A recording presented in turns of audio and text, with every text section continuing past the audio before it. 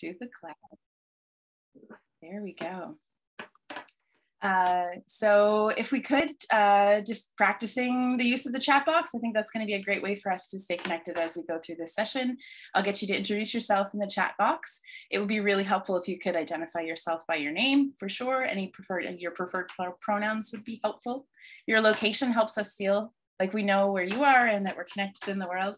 And if you are able to give a land acknowledgement for the land that you are currently on, that would be helpful as well. Myself, personally, I'm a grateful settler in the land of Mi'kma'ki, which is the ancestral and unceded territory of the Mi'kmaq people and the meeting place of the Wabanaki Confederacy.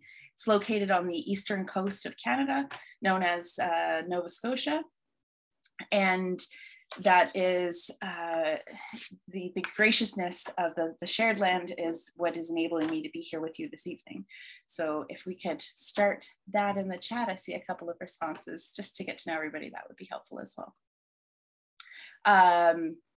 D wanted a good plug going out for the wonderful ABCD ebook that is happening. So there is a collection of resources. You'll probably hear this several times over the next couple of sessions, but the strength of this ebook will come from participation and folks that are joining in on sessions like this. You probably all have stories that you can share, and you also know 4 or 5 or 10 other people who would have stories to share. And we just wanted to make sure that you knew, as part of this Unconference, that you can submit a story to the ebook site in order to have that story included, so that we're starting to generate a large collection of these stories. So those are kind of the key pieces. We talked a little bit about the muting. That definitely helps. If this is new information for you, it's there. And any trouble with bandwidth, the recommendation is, of course, to turn off your video. And it does make a difference when bandwidth is your issue. So I think that kind of gets us to the end of the, oh, we were going to do a bit of a group photo. I might save that for the end to see if we've got those smiles in place. How about that? We'll save that one for just before we depart from our session. So thank you very much for being here with us this evening. It's such a geeky topic, isn't it? Evaluation.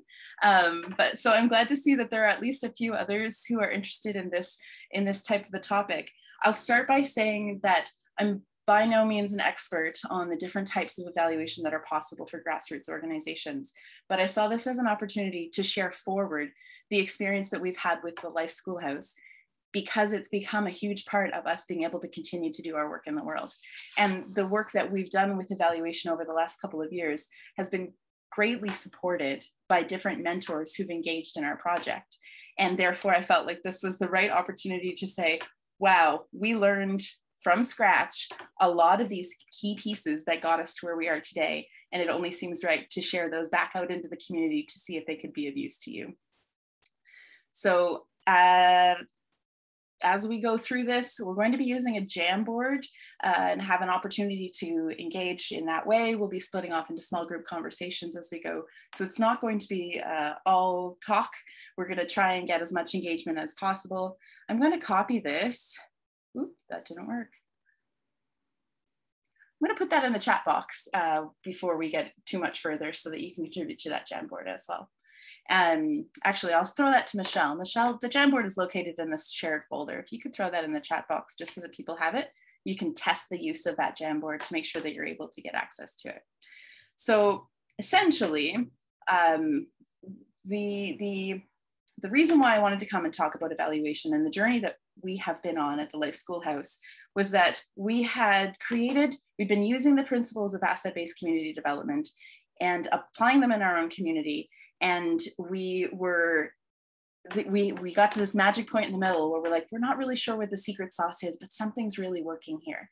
And I just wanted to throw this little comic out at the very beginning to say that I'm wondering if others in the projects that you're working on can, when you're asked about, is this working, yes or no, you talk about how it feels in here or how it feels in your gut. You're like, I know it's working. I know it's working, but you don't necessarily have the data to back it up. And I initially was hesitating to engage in any sort of evaluation in a formal sense, because it was often being asked for by folks who were like a funder, for instance, was saying, give me your data, tell me the facts and the figures. And that seemed like the wrong reason to be engaging with my community, to be asking them questions about the work that we were doing together. It was antithetical to the idea of getting together and being together. And yet, we certainly didn't want to make it intrusive. We didn't want to come in with big questions and make it about the questions and make it about more work for our volunteers. So initially we were quite hesitant about it, but I will say that talking about what was in my heart and in my gut and using that kind of language that was very much based on my body language was how I was describing our project for a long time. It wasn't the same language that others were able to receive that information in. And when we engaged in a bit of developmental evaluation at the very beginning that could carry us through the project, we started to get really deep learning and deep impact. So I do hope that this is something that can help you when you want to get past that place of like, I know there's something magical here, but I don't know what it is. That's what I wanted this session to be about. So I'll tell you a bit about the Life Schoolhouse, because this is the context that's going to run through the rest of this presentation, which would probably be helpful. So the Life Schoolhouse has been in operation since about 2017. We were incorporated in 2018 as a cooperative nonprofit. And it's a network of barter-based folk schools. Some people know the term folk schools, others would never have heard of it before. So like people schools or skill sharing platform is often an interchangeable word.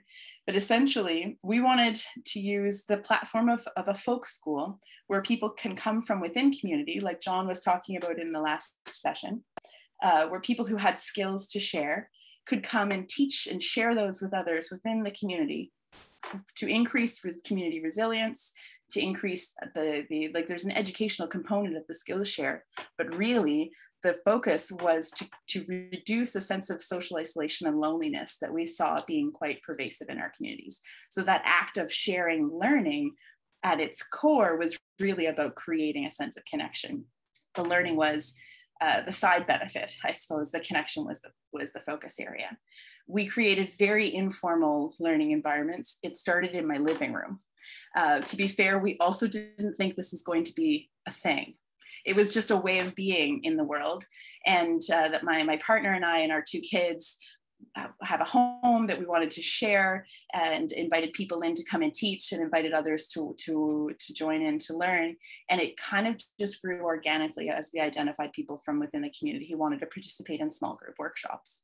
So that's us at the very beginning. We did 60 workshops in our first year. So it wasn't a small initiative. We just had so much fun, and a constant flow of people that were coming in and out was such a benefit for my children growing up in an environment where that was just normalized. So in the early days, we certainly did a lot of knitting classes, mending, carpentry, electrical, languages were shared, gardening skills were shared, canning skills were shared, pretty much you name it. We saw that coming through the house. And we also reached a stage where we started to identify a bit of like a shape around what we were doing. I was never teaching, right? My role was hosting. We identified the fact that the hosts, I'll flip to the next one, but the hosts are a separate role from facilitators in our model. So the folks who are coming in to teach the skill, that is their gift, and that's enough. The hosts are the ones who behind the scenes are backboning. They're organizing the events, they're finding the facilitators and inviting them in. They're meeting people at the front door. They're greeting them with a cup of tea. They're making sure that they're connecting with someone else in conversation before they move on. That role is really, we found to be essential to the role, to the success, I guess, of this initiative. It placed real dedicated effort on the formation of connection and not necessarily just the skill that's being shared. And that enabled us to really focus on the community development piece, which was learning about each other as we're learning about the skill that's being shared. So it then started to expand. We went from just kind of workshops, skills sharing, small groups, always small, kind of between 5 and 12 people. Once you get beyond that, we found that people they would divide out into smaller groups within, and we really wanted to be in circle practice. So it was typically quite small groups.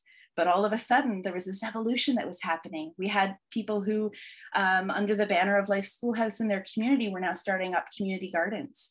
They were doing these maker swaps where people could bring anything that they had made with their hands and trade it with each other in a barter community. So all of the workshops that we offer through the Life Schoolhouse are all barter based as well, which means that anyone who's teaching is coming free of charge. But the participants are bringing a gift to honor that contribution, and it made for very accessible programming. But it also then spawned these maker swaps, because we identified all kinds of skills and talents in the community, and all of a sudden they wanted to be able to trade with each other. A lot of meal shares, a lot of food prep for sure during the pandemic. The community that was really strongly connected was then actively engaging in these types of caretaking work, making sure that people that they knew within their community now, they were being fed, they were being checked in on, somebody knew that they were okay. These community pantries were popping up in our community as well. They would be filled.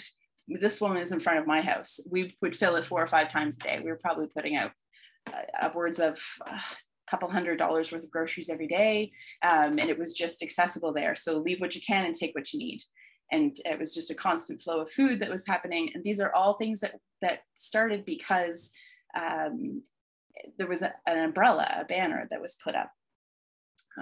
What we understood at the beginning was that our grassroots work was really kind of place-based neighborhood building, right? We were putting out the feelers, figuring out who's out there, and letting that lead us in the direction of what does the community need more of, and how can we do that with what we've got? We don't have a lot. I'm in a region in Canada that's known as having limited resources. And so we also have a reputation of being relatively scrappy, and we will find our way. And this was a project that really spoke to that type of community investment in each other. And it really, when we started speaking about the impacts of what it was that we were doing, we heard that people were coming and finding people that they could connect with and that they could spend some time with, and that they felt that this was a barrier-free way to engage in learning versus taking a class that might cost $50, $60 that was completely inaccessible to them. They could come now for barter, bring a gift, and learn about a different way of being in economy with each other as well. So that's a lot for me. We have a little video I thought might just change the water on the beans for a moment. So let's see if this link actually works for us.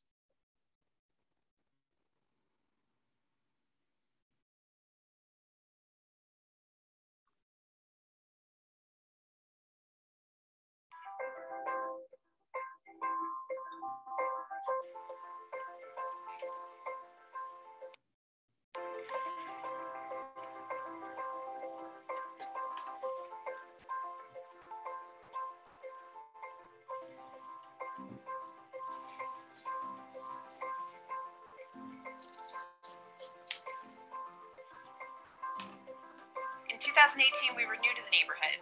We had a really simple idea. We wanted to open up our house as a learning community, a space where neighbors could come and meet each other and share their skills, like a modern-day folk school. Welcome to Life Schoolhouse. In our first year, we offered space for more than 50 workshops with 35 different facilitators. What makes this project unique is that all of our classes are offered on a barter basis. All Life Schoolhouse spaces are offered free of charge, and facilitators are compensated by the class participants who bring bartered items or gifts. No barriers to participation, all are welcome. The classes we offer often fill within minutes of posting. We have thousands of followers, and we're busting at the seams. We need your help to keep supporting our community. We want to gather and share instruction manuals from our facilitators. We want to support our hosts with training to become even stronger community leaders. We are better off as a province because spaces like this exist in our communities. Join a class today at Life Schoolhouse.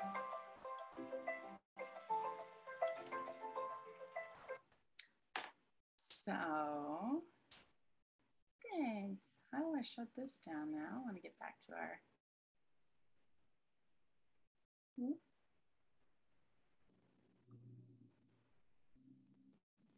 Sorry, give me just 1 second. We seem to have lost our presentation.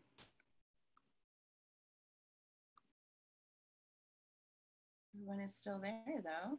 This is good. I'll get back into a quick share. So yeah, that's just a little insight into the project of Life Schoolhouse. And as you can see, like we're a pretty small, community-centered project, little distrustful of institutions and outside influence. You know, it's pretty, it strongly identifies as a scrappy grassroots project. So in those early days, when we had been teaching and sharing in my living room, we had a couple of folks who showed up and said, I think I can do this too. And I thought, well, I'm not really sure why not. And all of a sudden we had a couple of new hosts around our province who were also starting their own folk schools. And they started to connect in a bit of a network, and they wanted to learn from each other, and they were looking for some supports and some resources to do this together. I'm not sure why the presentation is not coming back on again. Any thoughts on that, Michelle? Are you on the right tab? You looks like you're on the Jamboard tab rather than the presentation. Oh, okay, now I can see there. You're on the presentation. Yeah, but it's not loading up again. Maybe refresh. Maybe do the little refresh button up in the corner and just see. Sorry, folks. Give us a moment for technical difficulties. It's always the one thing you can rely on. Oh, there's always going to be one glitch for sure. So there was one question that came up. I'm just trying to find it. Was Richard. He asked, how is this tracked for bartering purposes? So I think what I understand that question to be about is how do you ensure that there's fairness in the compensation by way of barter? And it's interesting because that did come up at the early days. The facilitators who are teaching the classes they typically struggle with identifying bartered items. When you ask them to come and you say that it is a barter-based organization, what kind of gifts might you find useful? They struggle to create the list because a lot of people would say like, oh, you know, I'm not a formal teacher. I'm not, you know, they are often quite dismissive of their own skill. I don't know if you find that in your own communities, but people really struggle to say, you know, put a value to it. But what we do feel really strongly that barter component removes a power dynamic there, so that the person that's giving of their time and their talent is being compensated in some way by someone who's bringing a gifted item. And in that way, there isn't like a teacher and a learner. We're literally in circle now together because of that barter component. So we do work with the facilitators to pick a few things that they would find useful. And we ensure that the list includes a bit of a broader swath of things that people would generally be able to find access to. So bartered items you'll often see are things that someone can make with their hands. So it's a food item, a plant that you've grown, a scarf that you've knit, a box that you've built, something along those lines often comes forth from the community. And in terms of fairness, your question was about how do you make sure that is fair compensation? We've let the idea of fairness be part of the larger conversation in Life Schoolhouse. So how do we define what is fair? In traditional economy, you put a price tag on it, and that's, you know, what we've decided is the fair exchange. And here we are allowing someone to say, like, my grandmother's chocolate chip cookie dough recipe is what I have to give today. And that is the most valuable item that I have access to, and I want to give it to you, and I give it with my whole heart. And in that way, we are helping people start conversations about what is enough, what is fair, and it just kind of becomes part of the whole project. We've never put a limit to or try to define that in any other way. Makes for interesting maker swaps. I can tell you more about that in a moment, but I don't want to spend too much time on our particular project. You can certainly find out more about that project and kind of the parameters that we have around it by visiting our website is lifeschoolhouse.com. But back to, I can present from this slide. Okay, let's try this again now that the internet is working in my favor. So in those early days where we're kind of small and we figured this is probably what we were up to, we're like, yeah, we intended towards creating these opportunities for people to feel connected and less isolated. But the question was like, is it actually working? We're putting a lot of hours into this. We now have hosts that are doing this in their own houses. We, you know, pre-pandemic, we were putting on like 200, 300 classes in a province of 1 million people every year. And is it working? Like, all right, should we keep doing this, or should we pivot? Should we refocus? We didn't necessarily know, and we were curious as a group. So we took a stab at evaluation on our own with volunteer participants who engaged each other in surveys and interviews and some questionnaires at the end of classes, for instance. We had about 150 people that engaged and gave us some feedback. And the feedback that they gave us from our earliest iteration of questions, I look back now and think, well, they weren't super professional questions, but my goodness, they got us some answers. We understood that most of the respondents were saying that just being a part of Life Schoolhouse was creating a sense of enjoyment, of happiness. They were feeling connected with their neighbors. They loved the creativity component, but that there was real social connection and friendship that was happening there. So that gave us a little bit of something to hold on to. Like, I think what we're doing might actually be working. And so from this, I would say, don't be afraid to just lean in and ask a few questions in those early days, because there might be things that you will learn that can help you pivot to become even stronger. And if you hesitate in asking, you might continue to go quite quickly down the wrong path, and it takes a little bit longer to turn around and find your way back to that crossroads. So this was helpful information for us.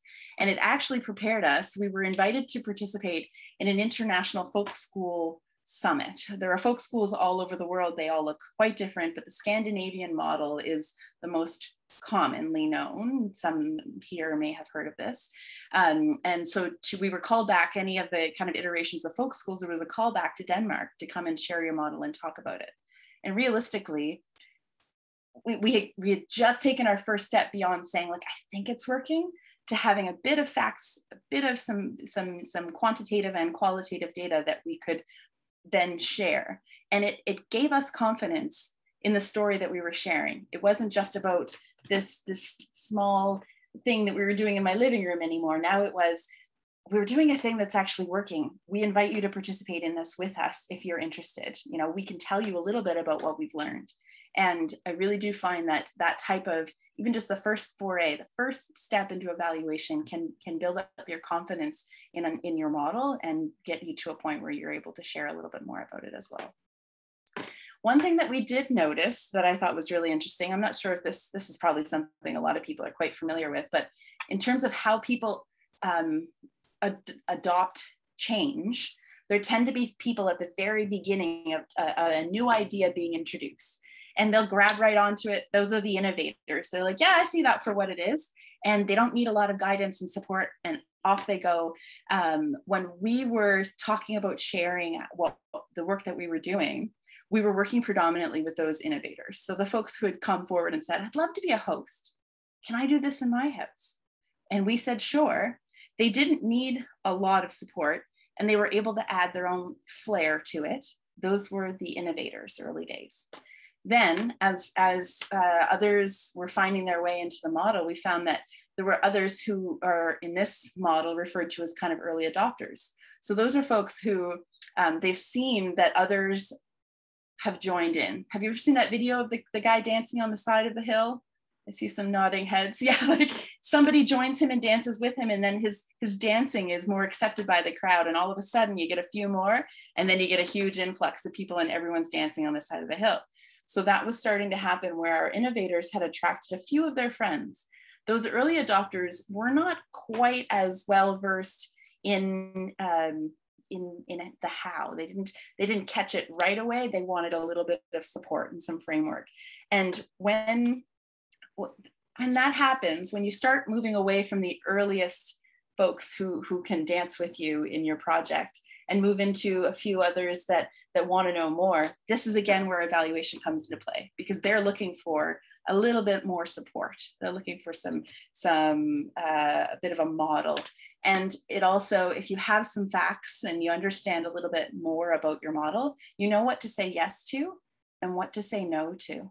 So as people adopt your model and they are adapting it a little bit and making it their own, which is wonderful, you want that to happen, there are points where it can go beyond and become something entirely different, and that can continue to support their community in the way that they need it to be supported, but it might not be your model any longer, and that's okay. So to know when to say yes to inviting somebody in their participation, but also to say, you know, this idea is wonderful and you should do it, but that's not necessarily Life Schoolhouse. So we had some folks who came in, loved the idea of community gathering, had seen it for the first time with Life Schoolhouse, and wanted to host a series of dinner parties. And there was alcohol involved in these dinner parties. And we thought like it was a entirely different approach, and right for their community perhaps, but didn't necessarily need to be affiliated with our model in order to do its own piece of work. So when we then were thinking again, as more people were starting to join and we're moving into more of these early adopters, we thought, okay, so this is what they call scaling. Are we comfortable with that? How do we feel about that? Then there are different ways to scale your business. This also may be something that folks have seen before. I should not say, this is not a business. We share everything that we do with Life Schoolhouse freely. Everything's in the commons, our model. We have a Google Drive with all of the resources that we've accumulated that we share with anybody who's interested. And we wanted to stay true to that ideology that this should all be very accessible to whomever wants to take it and use the model. And yet we wanted to be able to scale our impact, not necessarily grow it as a business. But I have 2 young boys, and I strongly believe that if there's more of this kind of thing happening in the world, that it will be a safer place for them to grow up. And so I want to be able to share what it is that we're doing, so that if they're moving about in an international way, that this type of beauty is happening all over the world. So we want to scale the impact that we're having, not necessarily we don't ever want to franchise a model, but we did need to figure out how we're going to do it. So we were having, as a collective, lots of conversations about how we wanted to go about sharing this with the world. We definitely needed to scale deeply, which is all of these, there's all kinds of research on scaling models, but we needed new hosts in the world. You know, we have now all across Canada, we have people who are doing this type of work. We have a few in the United States. We have a group of about 20 that are getting started in Mexico as well. So we needed new hosts and facilitators if we were going to go deep with it, to reach out to folks that we're going to adopt and run with. We were certainly able to scale out, you know, to increase the number of people who are engaged with our organization in lots of different ways. Scaling up, we were a little more apprehensive about, you know, typically that involves policy and regulation and structure. So just having some conscious thought as we were going through thinking about how we were going to evaluate our work with intention to scale, we wanted to understand how each of these pieces would have impacted us. And that led us to how we were going to scale our impact. So focusing on our positive outcomes and how we wanted to see people benefit from this and keep kind of moving forward. And not, again, interested in any way in franchising what it is that we're doing, or doing a one-off where it was a business and we were selling something to the world, or wasn't going to be that. It was going to be something where the group who initially were founding the work wanted to distribute the leadership amongst as many people who wanted to participate. And it's known right now as an emergent model of scaling. It's not easily kind of locked in one. And I sense that a lot of asset-based community development projects are also quite emergent in their design. They're not something where we're trying to build a business out of something. And it may be that it is a business, but it is the impact that we're trying to scale. So we're trying to figure out how best to bring this out into the world in a way that there are multiple contributors. And in that way, it becomes a really much richer tapestry. So these are things that we were talking through with our board and with our core group of volunteers, and really just making sure that everybody was on the same page as we rolled forward. And then boom. So it's been a really strange couple of years to be advocating for in-person gatherings, let me tell you. Very complicated. And I had been working on this project exclusively as a volunteer. All of the hosts are volunteers for years. The first time that we'd had any sort of funding so that I could pursue this as a kind of investing full time into it was February of 2020, and then everything here locked down in March. But one of the gifts that we had, the first kind of lockdown in our region was only a couple of months, but we had some time. And I don't know if other people's projects had that same opportunity, but it gave us a chance to sit down and have conversations about the things that were really important to us in our model. And one of the things that I would strongly encourage you to do if you have an opportunity to do so is to talk about your values. And there's a really simple exercise where you look at a giant list of values like this one. It could be, any number of descriptor words. Pick 20, then try and narrow it down to 10, try and narrow it down to 5, the ones that are really your core values when you think about the project that you're doing. What we then did was bring our core volunteers together in Zoom. There was probably about 15 to 17 participants who came in and had done this exercise. And then the conversation started. It wasn't just the values that you've picked, but what does that word mean to you? And why is that a part of Life Schoolhouse from your perspective? And it was a long and very revealing conversation. It took several sessions, but it was a very, very good use of our time to evaluate how these values show up for people in the work that they're doing with Life Schoolhouse. So that was one of the next exercises. And one member of our board had experience in her organization with a thing called a theory of change. Maybe we can get like a thumbs up from folks. Is a theory of change something that people are familiar with? Is that new for a lot of people? New information? Okay. It's a very easy thing to Google, but a theory of change is a really interesting way to talk about and then illustrate how the work that you're doing and why the work that you're doing will make the change that you're aiming for in the world, how it's going to roll out. And so your intention is to kind of create an illustration that maps the activities and the interventions that you're taking in community, and then to figure out what the conditions are that need to be in place and how they all connect with each other. And essentially you're putting together a framework so that you can visualize it, you can look at it together, and then it'll help you with some planning. So here's ours. It's not beautiful, but it was our first kick at the can, and it doesn't necessarily need to be this loopy and complicated, but this is the visual that our team landed on that it made sense to them. For those who worked on theories of change before, maybe we could just throw it in the chat, but how long does that usually take for you to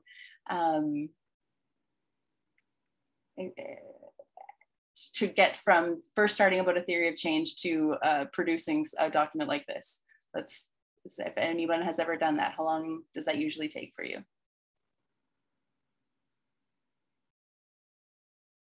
I don't know if anybody's worked through something like this.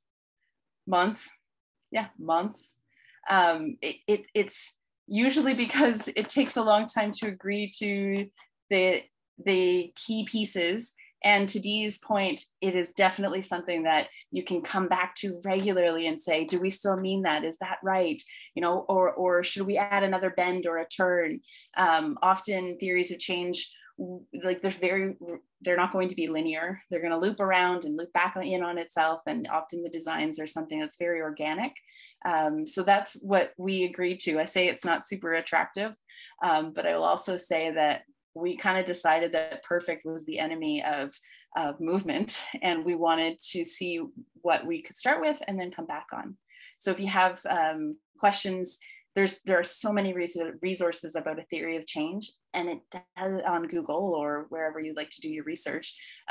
But if you can get a group of people to have had a conversation about values and have some understanding of what it is that the work that they're doing in the world, and start to sketch it out in something that shows it as a visual, it does help from a planning perspective to think through your next steps. living documents. I see Jessica's talking about how it's a living document. It really, really should be, absolutely. And it gave us a sense for how we can share what it is that we're learning, because instead of it just being something that lived kind of inside us and we just knew what to do as hosts, now we were saying that there are different components here that lead us to the success that we've had. The other thing that conversation that we were having within our team, so we talked about values, then we did a theory of change. And we started to realize that there's a difference. This was new information for me, but there's a difference between outcomes and the impact that we were having. We found ourselves talking about the outcomes, the stuff that we wanted to see happen in the world, as if that was the impact we were having in the world, but it's not the same thing. And so in the Life Schoolhouse, we knew that at the core of what we were doing was community-centered, a focus on community building. And we wanted to increase connection. We wanted to have space for people to learn and innovate, but we also wanted to see people engaging in their community more. Those were the things that kind of were at the core of the model itself. And it certainly was all barter, wrapped up kind of with a barter bow. Everything that, every piece that people were engaging with Life Schoolhouse was from a barter-based perspective. But as new hosts were joining in, their little houses represented here in this slide, each one of them tended to have a new focus. So some people were taking our model and having a really strong focus on food security. So they were doing food-based classes or community gardens or things that were food-oriented. Others would take it and their version of a Life Schoolhouse may be very craft-oriented, because that was relevant in their community. It gave them a creative outlet because there wasn't other creative outlets in the community. Some were focused very much on welcoming in newcomers who were new to the community and needed a space to make social connections. And what we realized was that in terms of supporting people in the work, we could help them focus on those outcomes. And we just wanted to sit back and listen to the stories that people would tell, which is the impact. So both of those pieces are, they're different, and identifying that those were, it was important for us to identify the fact that there was a difference between the two of them, because we were collecting stories about our outcomes, but what we really wanted to hear was the stories about our impact. And those are the stories that John was speaking about earlier in the plenary session or in the opener, because those stories really are our assets. When people are willing to tell us the story of the impact of this work in their lives or in their community, those help us figure out what we need to build on. And you just need to know the difference between the outcomes that you want to have with your model and the impact that you're having in communities, so that you can figure out what to help with and then what to step back and let it grow on its own and just observe it as well. And then you can pick what kind of questions you want to ask, because you'll be able to focus your questions accordingly. So all of this kind of needed a way to get organized. This is a logic model. Another thing you can possibly Google if you want to. This is as far as I got. This got very complicated. It is just it's a tool for organizing all the things that we just talked about. So the naming the situation, what it is that we have, who is helping us with this, what are we trying to accomplish, are the priorities, and what are we putting into the work, and then what is coming out of the work, who are we connecting with, what's happening as a result of. And then what is the impact of that? Listen to the stories and figure out your impact. A logic model, also very Googleable. And it's just a way to start to organize some of the thoughts that you'll have as you work through these various stages of getting ready to do an evaluation. We didn't complete ours, we're still working on it. It was something that we started and are adding to almost every day. So as something pops up, someone will say, oh, we need to add that. That's actually an assumption that you're making there. Let's make sure that we're clear about that. So as we build towards more clarity in designing our evaluation plan, this is the model that helps bring clarity to an evaluation model. And so where are we at today? Again, we're still just a small project. We still, are regularly just meeting in very small groups. We've reached the end of, we've had benefit of mentors who walked us through all these types of models, had deep conversations with each other so that we could pull this all out. But then it was like, we've reached the end of the knowledge that we had in-house. And to John's point earlier, there's what can we do for ourselves? And then there's what can we ask and engage with institutions that exist in our community to help us with. And in evaluation, this was the perfect thing to ask for support for, because we now have a partnership with a local university, and that university has folks who this is their academic area of focus. They love digging into designing questionnaires, and the questions that really get at the stuff that we're now identified as being really curious about, right? So we asked those local universities if they would come in and work with people in our community to help us learn more about evaluation, to take what we've learned already and then build it out. It's also gave us a chance to engage students in our work who are coming in and doing like their field work isn't instead just, you know, at a desk or theoretical.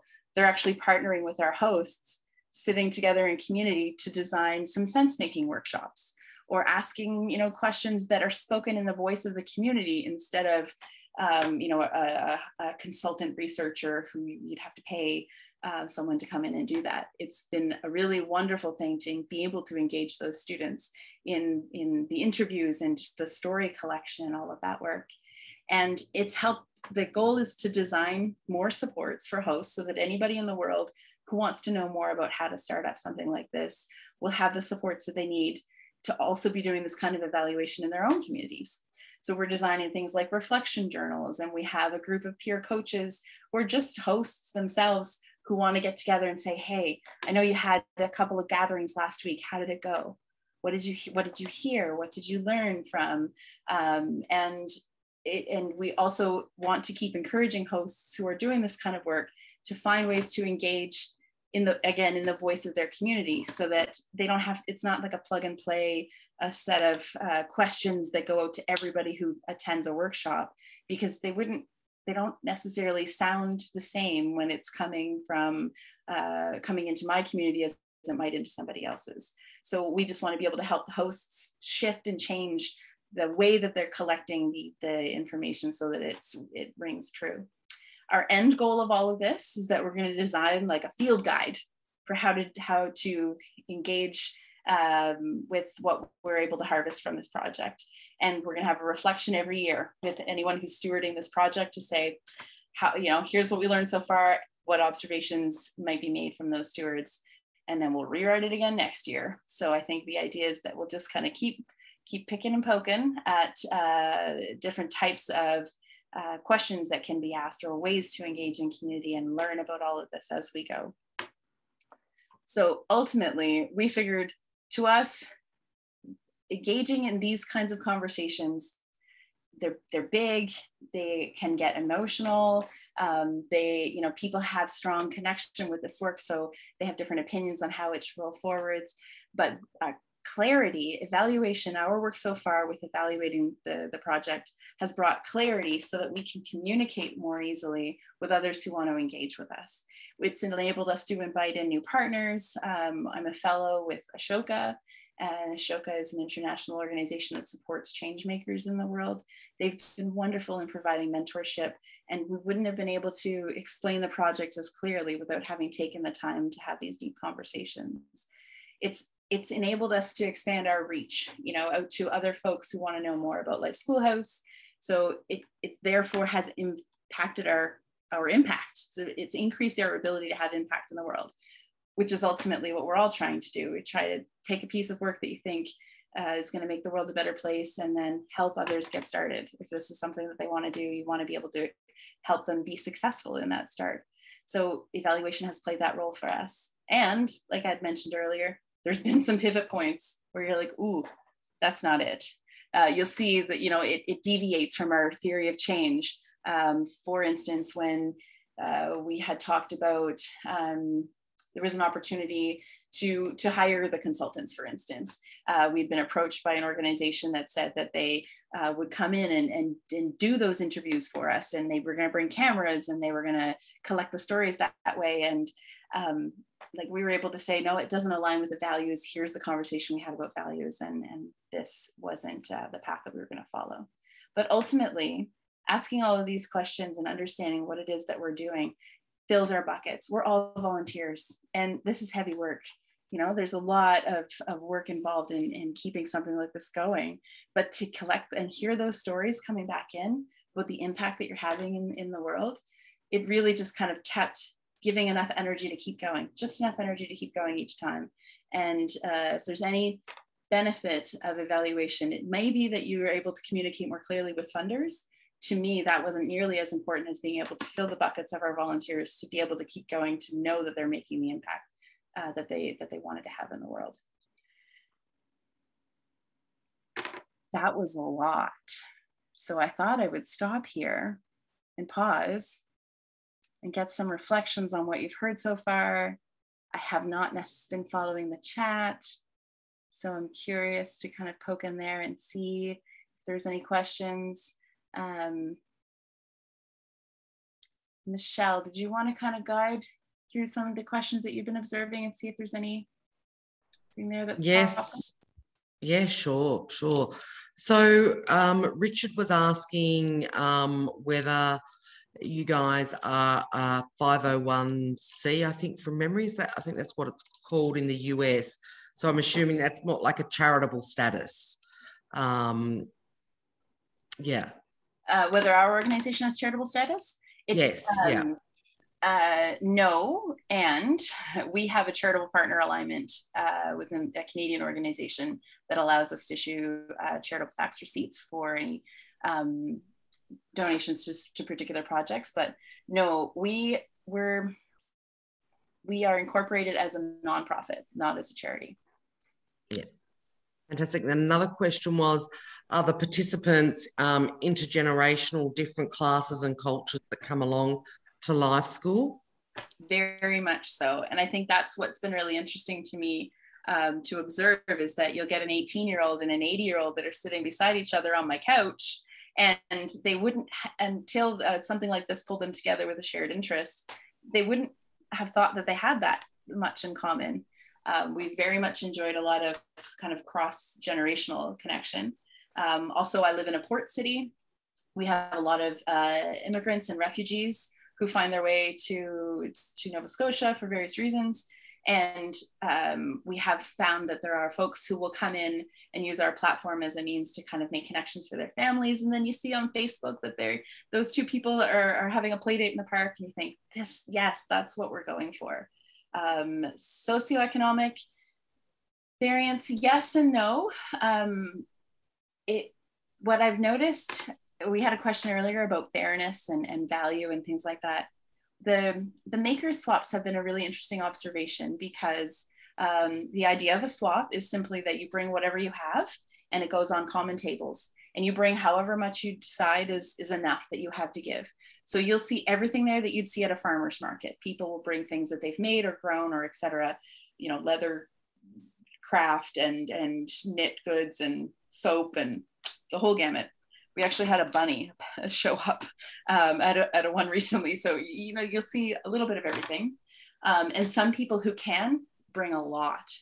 And there are other people who come to these swaps, and every time they come, they take the bread because they need the bread this week. And that's going to be their bread for the week. So we do see that it has, over the last couple of years for sure, established a community of, I mean, we'll get between 60 to 75 people that are coming to these swaps each time. And they bring what they can, and they stop when they think they've taken enough.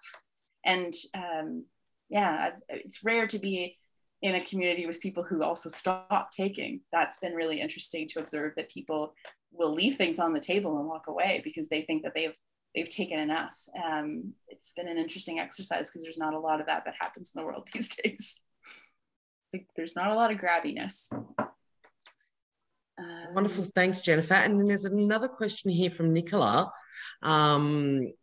asking whether you can say anything about how you evaluate in ways that feel nourishing and reciprocal to the people or the projects being evaluated. Nourishing and reciprocal.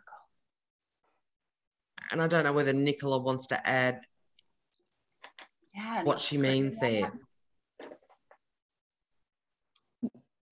Yeah, I just meant that sometimes, you know, when you're being evaluated, it can feel like you're being measured against some kind of external standard, and just like ways in which the person, it doesn't feel like a chore, but at the end of it, you feel like you've received something by participating in this valuation process? Yes.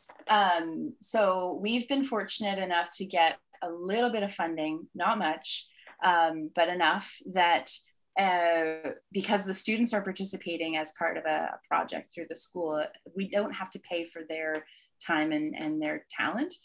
We've turned all of the resources that we've accumulated for this project over into honorarium. So when appropriate, for sure, if someone's going to sit with us for an hour of their time, we do ensure that they're receiving an honorarium for that participation. A lot of people will then use that and they pass it right back into community. They're supporting the community pantries or other ways, but we do, when there's a large give of time, we do make sure that that's compensated. I think what I was surprised with, because I always felt like, I don't want this to be extractive. And I think that's your question. Like, you don't want to take someone's stories and pretend like it's yours. This isn't Life Schoolhouse's story. This is this individual story of an experience here that changed the way that they look at their community. So I never wanted it to be extractive. And that's why we hesitated for 2.5 years before we engaged with any kind of evaluation. And I look back now, we didn't even have a guest book. And I thought, what a shame. Like, all that data just fell off the table, right? We lost all kinds of wonderful stories because I was hesitating to ask. And the first time that we started going down the path of evaluation, I was, would you mind, could you? And the response that I was getting was, we've been waiting for you to ask, like, why did it take you so long?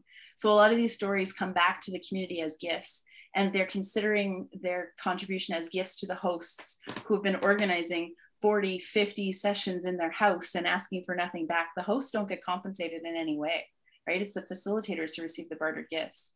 So the people who are giving their stories back are saying to the hosts, because you did this, this is what happened in my life as a result of that. And it seems that they consider that to be an equalizing of the exchange in some way that makes them feel like it's not an extractive process. And not everybody participates in the story capture.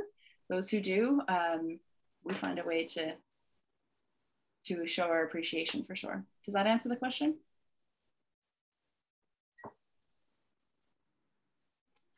Nicola's nodding away there. Thank so you. Yes, clear. Yes, thank you. There's also another question here around whether bartering is applicable across all cultures. Pass that back to the group. How does bartering resound with this audience?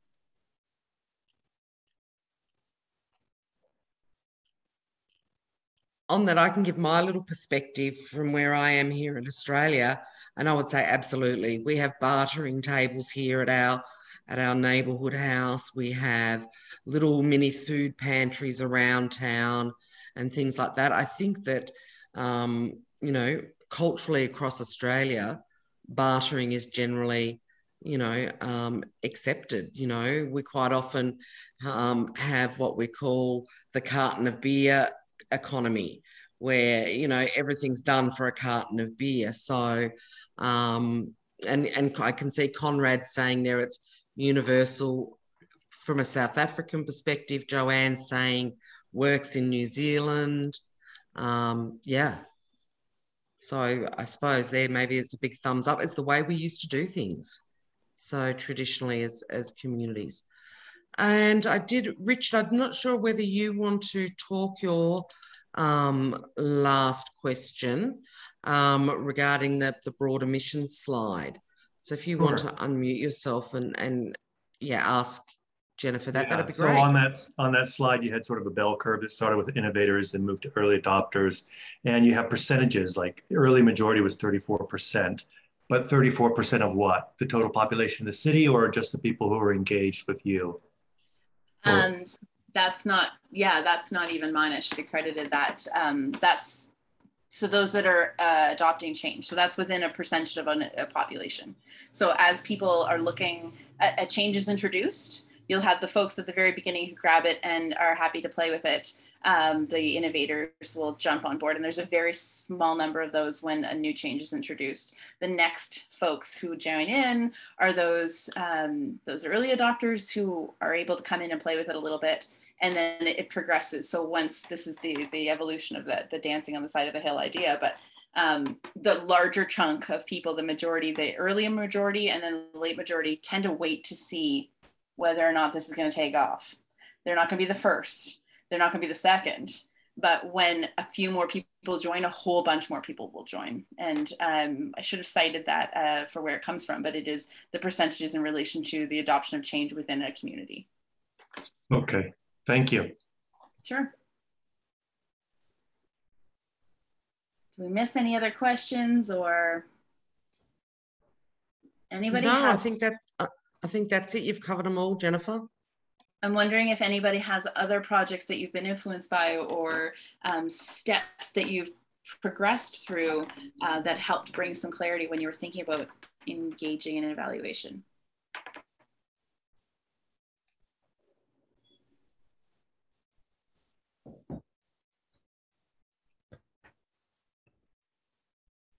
Nothing yet. That's okay. I've all kinds of questions about whether or not people have ever been asked by potential funders for these types of evaluations as well. People are looking for the facts and figures. Mm-hmm. I see some heads nodding. I was asked. I recently incorporated a 501c for the activities that I've been doing for 2 years. I was very hesitant to do that, because when I act as a neighbor, it's very different than when I act as the agent of an institution or an organization. But I relented to the mentor of nonprofits here in Wichita, Kansas, Cindy Miles. But I am inspired a lot by the neighboring movement here in Wichita, Kansas. It's more of a specifically Christian organization, but they don't wear that out on their sleeve.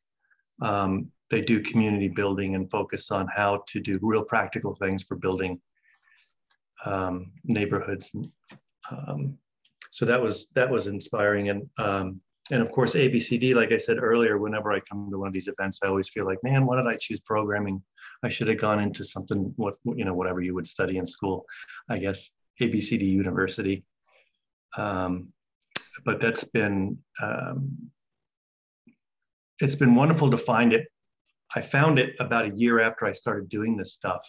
And I was kind of like, oh, this is what I've been doing. It was a very intuitive thing. So, there was a question Beth asked if like bartering is a more natural way of exchanging goods. And I think there is a difference between engaging. Well, I'm sorry, I lost my train of thought there. So I will stop there. No, that's okay. I think if I follow your train of thinking, you were thinking that evaluation can be something that is almost a barter, right? Something that people are gifting back into the community. So a lot of ABCD projects do rely pretty heavily on a gift, especially to get something started.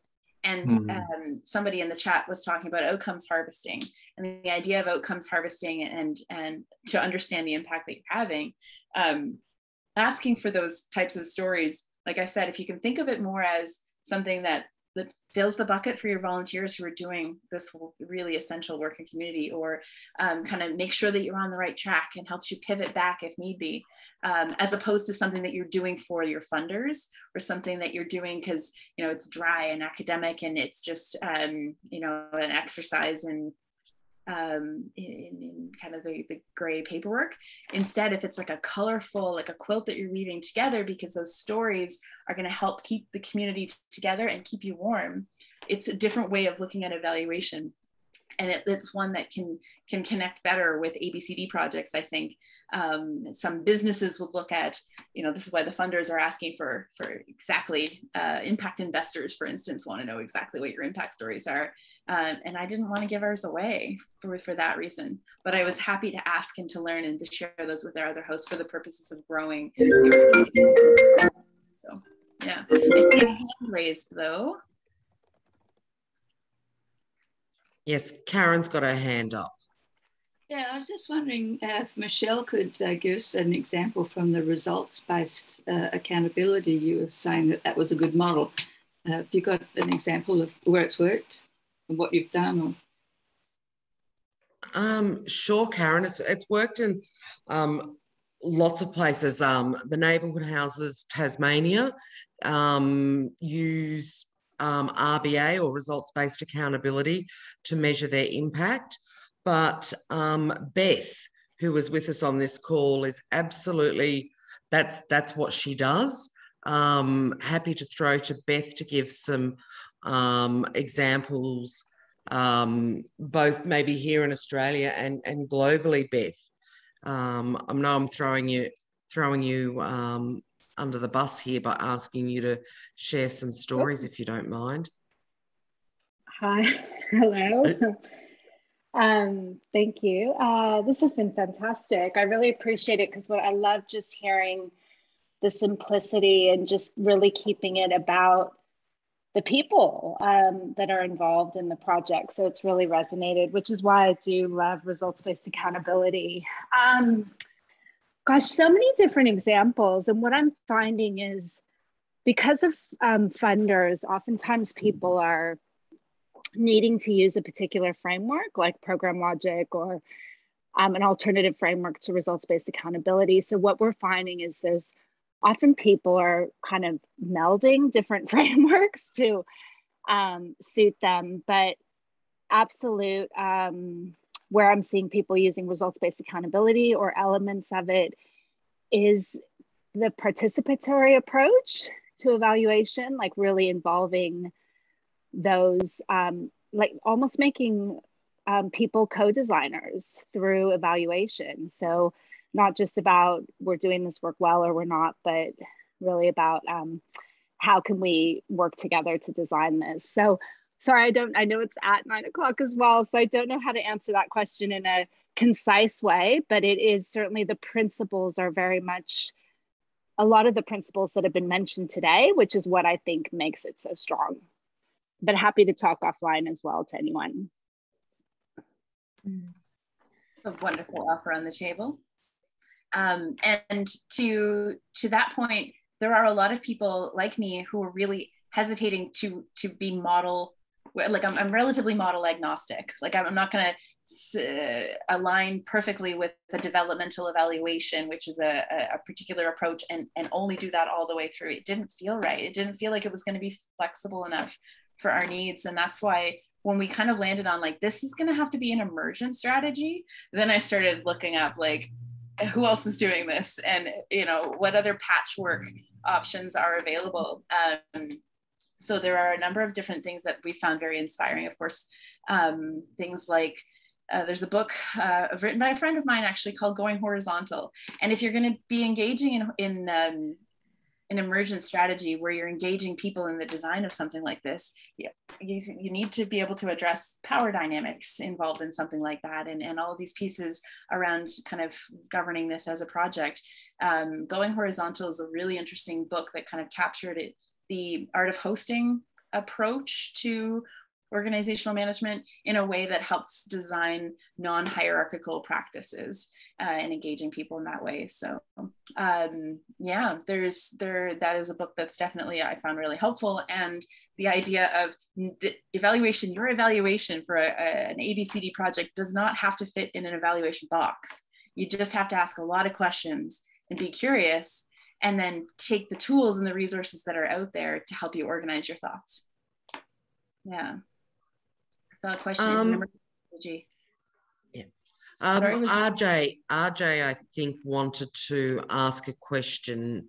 RJ, if you want to unmute yourself and ask or add whatever it was you wanted to the conversation. Sorry, RJ. Yeah, thank you, Michelle. It's Rory here. I'm from Leeds in the UK. So my question was specifically about it. So evaluations, and actually I think it's been spoken to since I've asked that question. What I was thinking is about, sorry, it's midnight here in the UK. So So in terms of evaluation strategies, and you spoke to it before, that our evaluation strategies should be built from the work that we're doing, the people we're doing the work with. And so it's about at the very first point, as individuals who doing the work that we might do, who have to do evaluation strategies, we should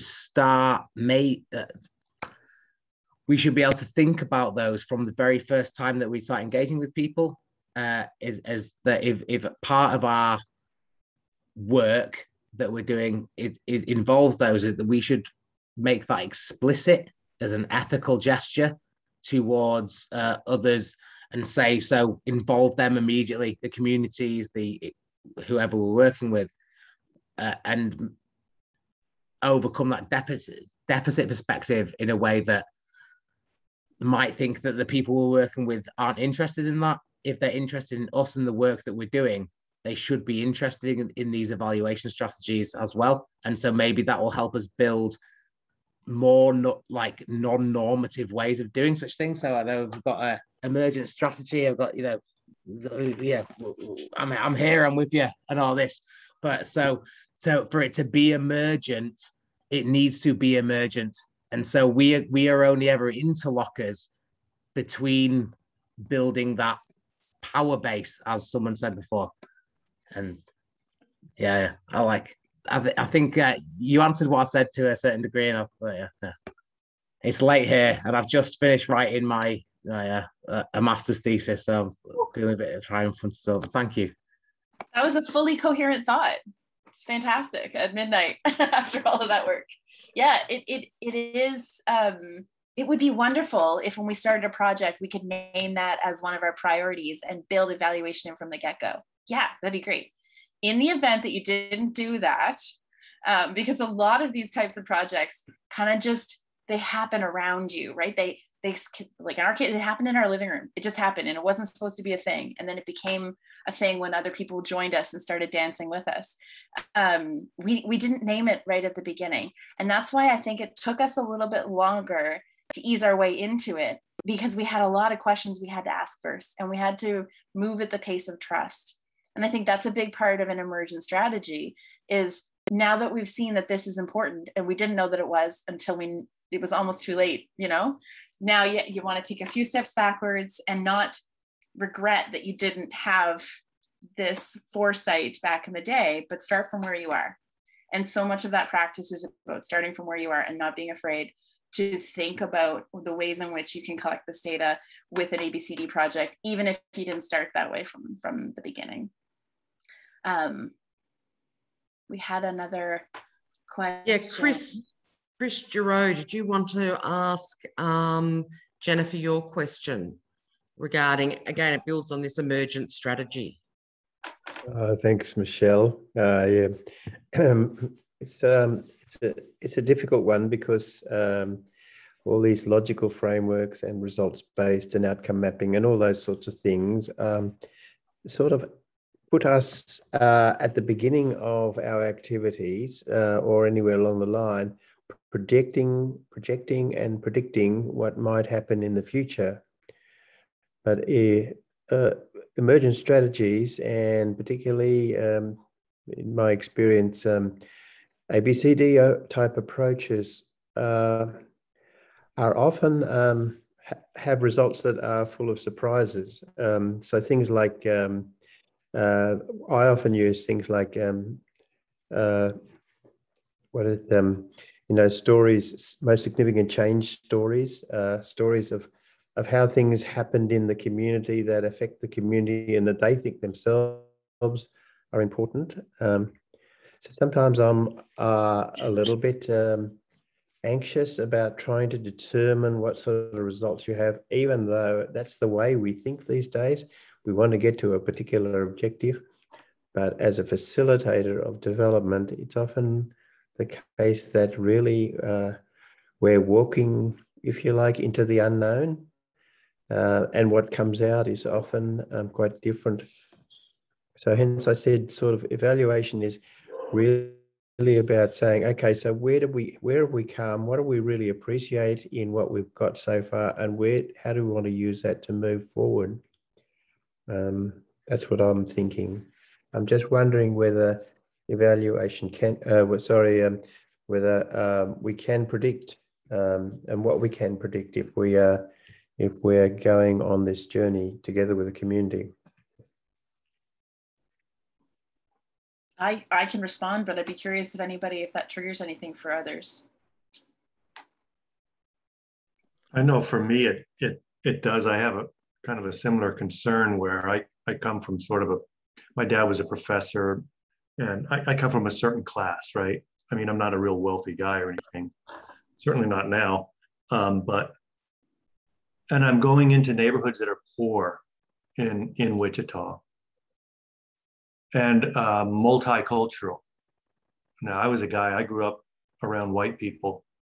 You know, very few people were of other ethnicities. So I'm always conscious of what I bring into that. One of the things that I've noticed since I've been engaged in my city, I've gotten involved in different advisory boards and different boards of neighborhood associations and things like that, is that we all use like Robert's Rules of Order, which is downstream of parliamentary law, which is really the language of the colonizer. That's what I've been thinking anyway, is that, so that is going to in some way put my blinders on, or it will open some things and it will hide other things. It's very much a spiritual thing, you know, this walk, because you sort of are being self-reflective. What am I bringing to this? And listening, right? And listening to people in these neighborhoods is part of the plan. I just met with one of the guys last weekend and we drove around the neighborhood. So this is in its infancy, this particular effort in the community of Plainview. So this session here is, you know, I was telling him, like, okay, before we get started with that, before we go door to door, let's sit down and come up with some questions so that when we do go talk to the neighbors, we have, you know, we really get the most value out of our encounter with that neighbor. And, but then going into the neighborhood and letting go and listening and stuff is, I don't know, it's just, I have no idea what to expect. I have no idea what to expect. And part of that is scary, but also it's trusting that the people that are engaged there and want to do this work have a logic of their own, a logic of the heart, a desire for safety, for dignity, you know, for opportunities, which is common to all of us.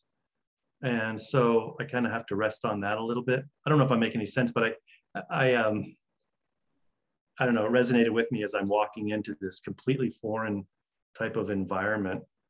You know, how am I going to be able to really help empower this neighborhood to solve some of the problems that are chronic, which the city cannot or will not address, right? So. And I think a lot of people are asking those same questions. To answer the original question too, from my perspective, is that I think maybe that's why we're struggling with something like a logic model, because it's very linear. And it's okay that we keep coming back to a lot of these things. We've come back to that values conversation often because our understanding evolves. If one of the values, for instance, that have been named in our project was inclusion, our understanding of inclusion changes often. And so we need to keep coming back and talking about, based on what we've learned 2 months ago, now how do we define this in practice? And so all of these things are constantly in flux. And I think we're now okay with that. It took us a while to accept that as this project, it's going to have to evolve. But as opposed to saying like, these are the results that we are expecting, and therefore we're measuring against the expected results, we're actually just saying, I think this is where we're heading. And then we watch it go and we think, yes, we got a couple of those, but now we can add in a few other things that we didn't expect as results. So each kind of component, we've just built it into our project that every 2 months there's a constant reflect back, and that is the kind of the stewards of this work are going to keep peeking at it, picking at it, and adding to it as it goes and grows. So I think realistically the best way is to articulate your work in context of like the differences between your outcomes and your impact, for instance, or some of the core values that rest in your project. If you can actually articulate those, even just to yourself, like talking that through for the first time was very complicated. And I thought it would have been really easy. I thought I knew what it is that we were doing, and it took us a while. So we do have some time here together, and the group is of a good size to do some split offs. We were going to do some breakout rooms and give people an opportunity to talk about your own work with each other in triads. So there'll be 3 people in the group, and you'll have enough time to engage with each other in a triad to introduce yourself. Less big screen, more small screen time, which is key. So a smaller circle, you'll introduce yourself, maybe take a few minutes to talk about where home is for you. And if you could describe your work or project to the others in context of the values that are resting at the center of your work, the outcomes that you're working on, and the impacts that kind of run through the work, the stories that you've heard. If each person kind of can take between 5 to 6 minutes to go through that type of content, then I think we would be able to add some richness to the Jamboard, which we're looking to have as a harvest for this whole conference as well. So I believe that Michelle has this all set up to do some breakout rooms. And I'm going to, when you go into the breakout room, I'll type that into the chat for you. So you'll see that pop up as a point of reference. So introduce yourself, where is home for you? And then we're looking for you to describe your work or your project, what it is that's in your heart right now, your ABCD work, in terms of the values that you're sharing through that work, the outcomes and the impacts that run through it. Any questions before we break off?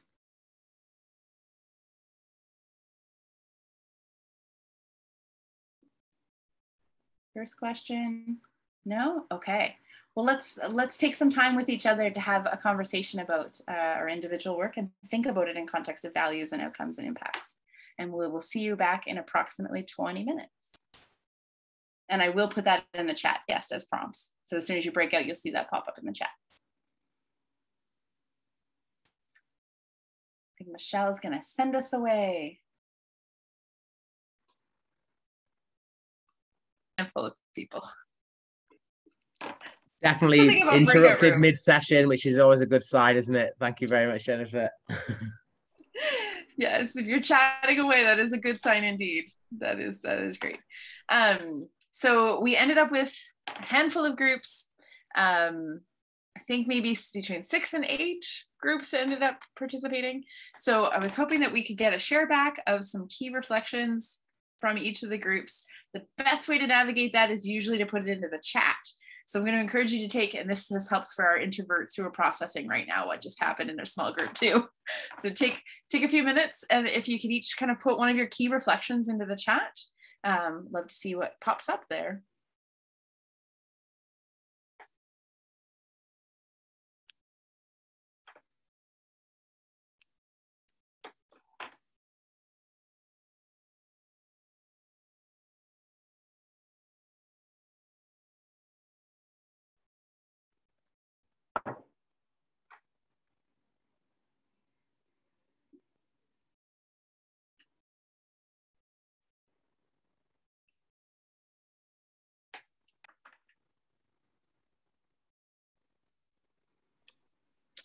While you're doing that, I was sharing with Jennifer while you were in the breakout rooms. Some of you I know are in Victoria, but we just had the most incredible earthquake here. I live on the top of a mountain. I don't normally get earthquakes, but the earth was certainly shaking for me here. So yeah, it was a bit surreal being on a Zoom call in the middle of all of that.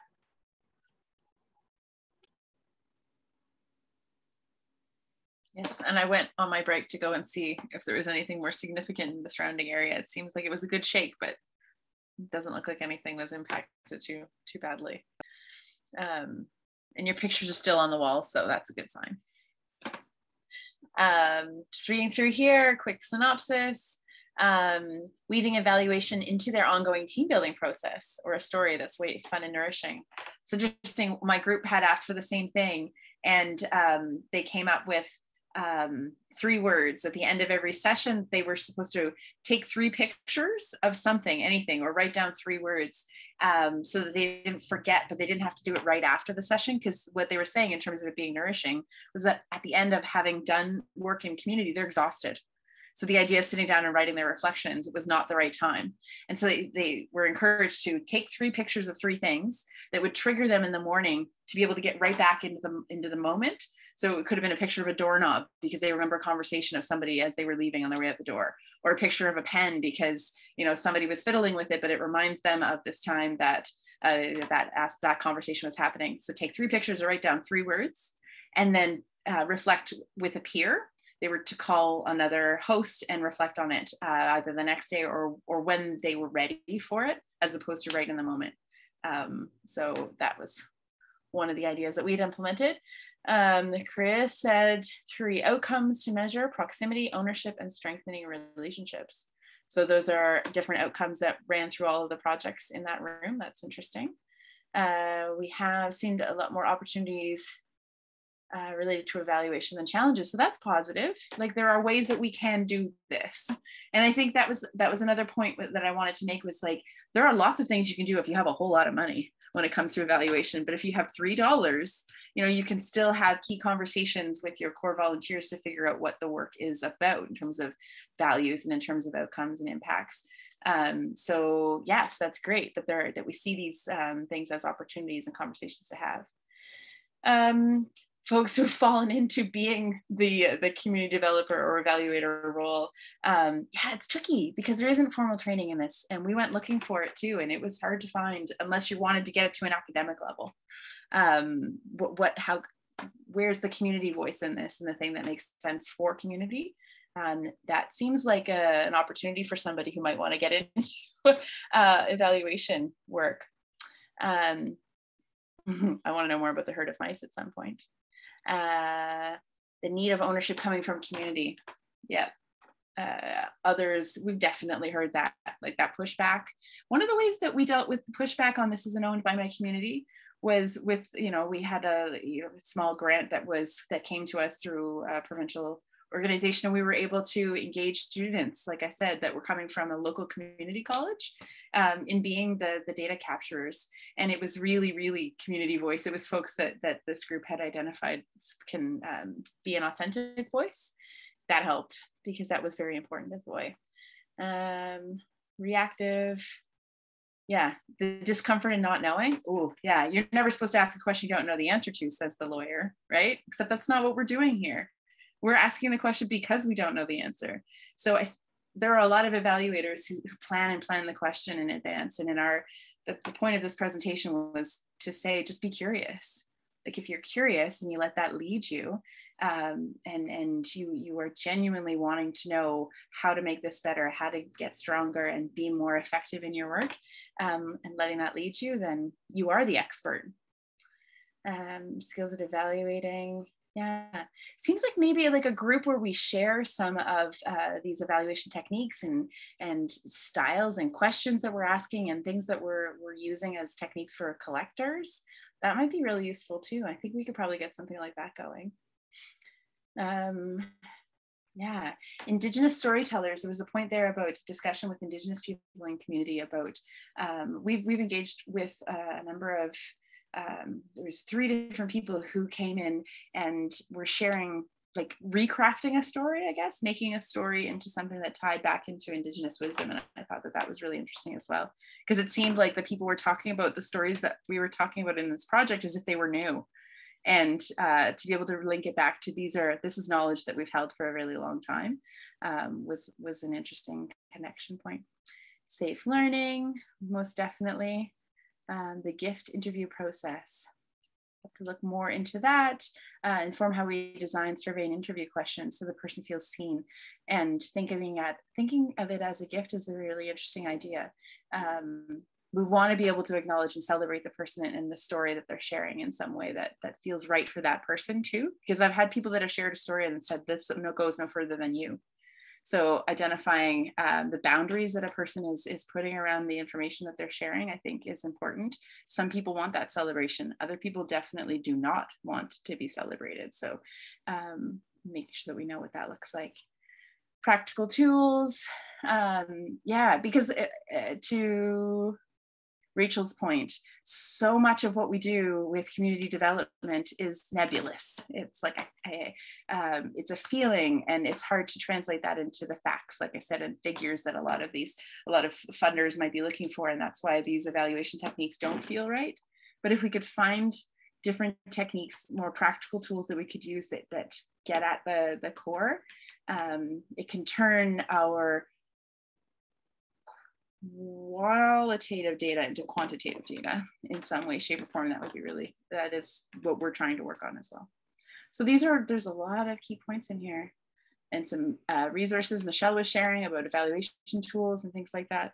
I noticed there's a representative here from Tamarack, who's one of the sponsors of this gathering. The Tamarack Institute does some wonderful evaluation work. There's also someone here from St. Francis Xavier University. They do a lot of developmental evaluation projects, and they're all online as well. So people can engage with that to learn more about different types of evaluation. But I would still suggest that you look at one that's relatively emergent and suits your community's needs, instead of just picking one off the shelf, for sure. So there's some great ideas here. All of this chat is going to be captured and shared as well, so that we don't lose access to these resources that have been shared and the ideas that are starting to form here. The intention is to develop a conversation over the next 48 hours. It's kind of like a spark, like it starts and gathers people around that fire who are interested in learning more about evaluation as well. So you'll start to, hopefully we'll see some of these faces in those conversations as they get into the ideas space and the coffee chats as well. Yeah, really glad to have had this opportunity and time with everybody here. Before we leave, I did want to have an opportunity for everyone to voice into the circle one last time, but maybe a key takeaway. So what is your first step with data like this? What is one of the key takeaways for you in terms of your own first steps? In 3 words. We'll just do it popcorn style. My takeaway from this was it's always valuable to join and listen to other people.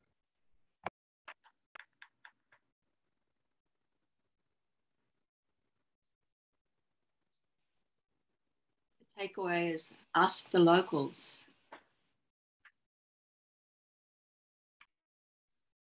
Empowering communities to do their own evaluation.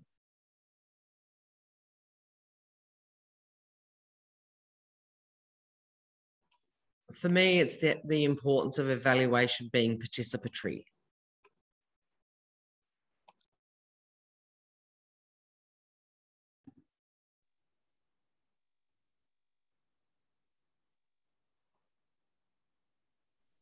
I'll voice in for Joanne, who isn't able to speak, but she said look at evaluation as an opportunity, not an academic burden. Yay, it can be. It doesn't have to always be an academic burden. Angela says safe space and purpose, and who is driving this, and make sure that it's consistent with your values when we decide who's driving it.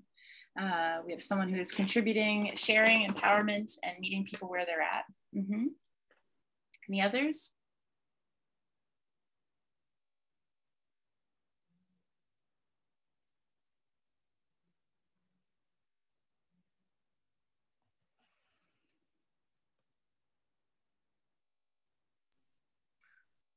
Well, we are coming to the end, and we need to release this room to the next group as well.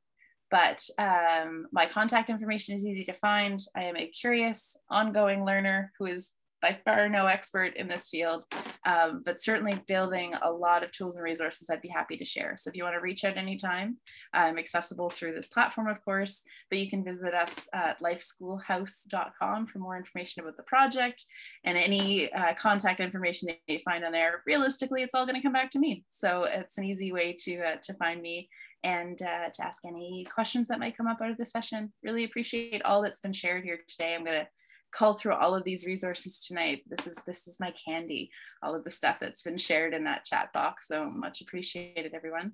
Thank you very much. Have a wonderful day, evening, Unconference. Thank you, everybody. And the next session starts in the blue room in 5 minutes. So it's social lessons from transformation, and it's hearing about how people with disabilities and organisations have transformed the way they do stuff in Canada. So, sorry, in the US. So please jump over to the blue room for the next session and enjoy the rest of the Unconference. Thank you. Thanks, folks.